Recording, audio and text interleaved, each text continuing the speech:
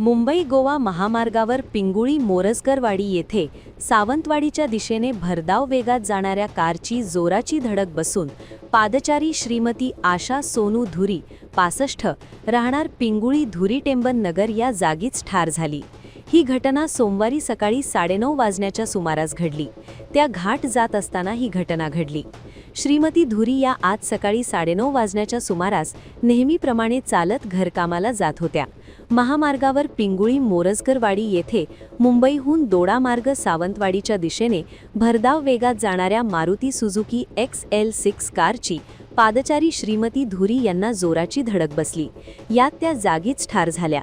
धडकेनंतर सदर कार साधारण 35 ते 40 मीटर अंतरावर जाऊन थांबली। घटना पिंगुळी धुरी टेंबन नगर व मोरजकरवाडी येथील ग्रामस्थांनी तेथे धाव घेतली। कुडाळ पोलीस व महामार्ग पोलीस घटनास्थळी दाखल झाले। कार चालकाला पोलिसांनी ताब्यात घेतले। या घटनेने पिंगुळी परिसरात हळहळ व्यक्त करण्यात येत आहे। या अपघात प्रकरणी गुन्हा दाखल करण्याची कार्यवाही कुडाळ पोलीस ठाण्यात सुरू होती।